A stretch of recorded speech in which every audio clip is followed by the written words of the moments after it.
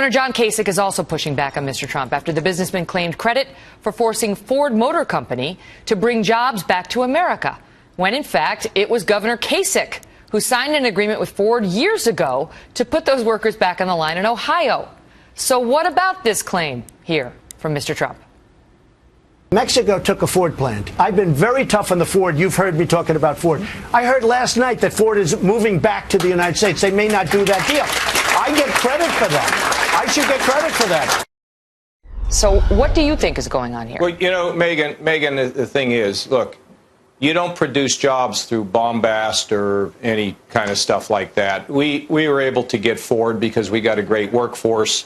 We've taken Ohio from debt to surplus. We've reduced taxes. We do workforce. I mean, look, we're up 347,000 jobs in Ohio. We're a different state today, but we didn't do it by, going and raiding other states or all this bombast. But his point has been all along, you have to be strong as well.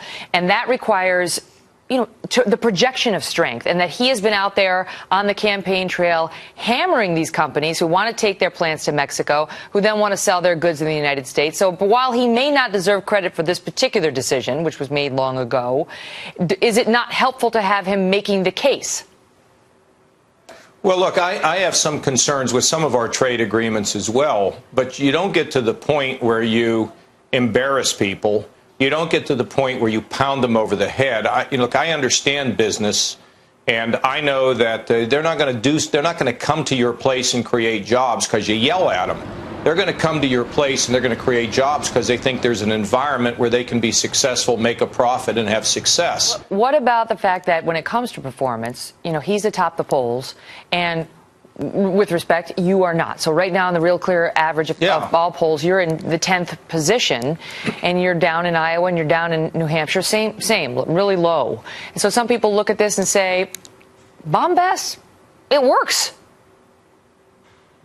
Well, you know what, Megyn? It really doesn't. It doesn't work in campaigns either, because you build a campaign from the bottom up, not from the top down.